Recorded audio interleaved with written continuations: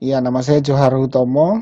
Saya trainer dan konsultan HR dari HR Indo Society. Saya lahir di Probolinggo, di Jawa Timur ya. Baik, kita masuk ke penilaian kinerja ya, performance appraisal. Saya mulai dari sini dulu Bapak Ibu frameworknya. Jadi sebenarnya penilaian kinerja atau performance appraisal ini bagian dari sebuah sistem HR yang besar gitu ya, yang besar dan ini tidak bisa dipisah-pisahkan sebenarnya begitu ya. Ada 6 pilar gitu ya, 6 pilar dari human capital management ya, function.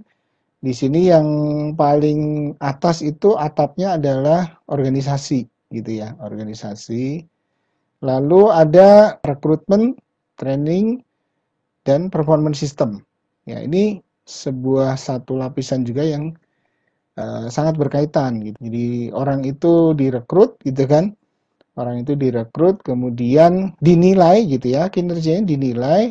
Kalau ada kekurangan maka diisi ya dengan training and development gitu. Nah, selain itu juga ada compensation and benefit. Jadi kalau sudah direkrut ya dibayar lah ya gitu ya.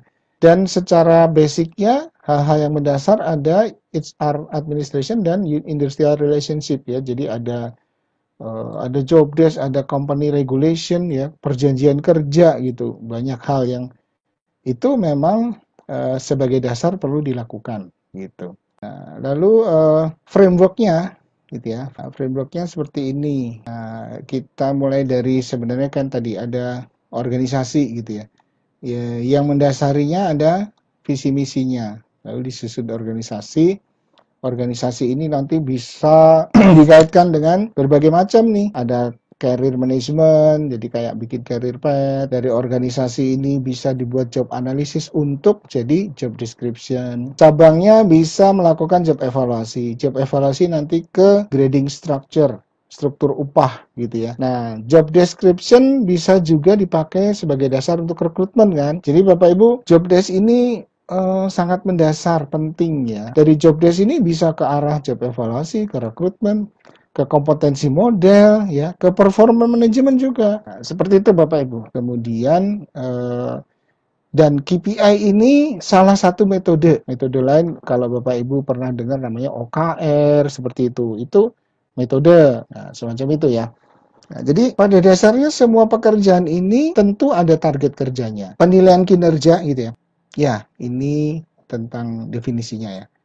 Penilaian kinerja itu kalau kita mengukur hasilnya, kita bisa melihat, kita bisa memproyeksikan bahwa prosesnya dilakukan. Seberapa baik karyawan mengerjakan pekerjaannya dibandingkan dengan satu set standar, gitu ya. Nah, performance appraisal dan performance management. Performance management itu lebih luas. Jadi secara company, bagaimana mengukur performance company. Performance appraisal masih bagian dari sebuah konsep performance management.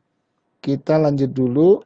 Ya, jadi proses penilaiannya mengidentifikasi tingkatan kinerja yang diharapkan gitu. Kemudian mengukur kinerja individual, kemudian mengevaluasi. Jadi, nah ini pentingnya Bapak Ibu, penilaian kinerja itu perlu diberikan umpan balik supaya ada perbaikan gitu ya. Dan ada memberikan bantuan. Nah, terus memberikan bantuan, kemudian memberikan imbalan. Lalu manfaatnya apa saja? Manfaatnya perbaikan kinerja, penyesuaian kompensasi, penempatan karyawan, kebutuhan pelatihan dan pengembangan tadi.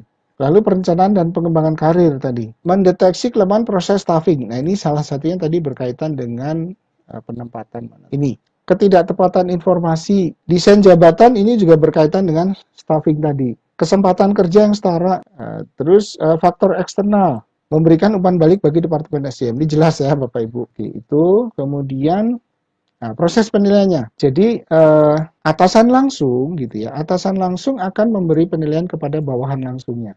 Nah, lalu dari penilaian atasan langsung ini dinilai lagi, kemudian diberi persetujuan oleh atasannya lagi. Ya, ini saya sebut pimpinan. Dari proses ini maka pimpinan bisa belum memberi persetujuan atas hasil penilaian ya. Lalu Oke, sekarang kita mau masuk ke KPI.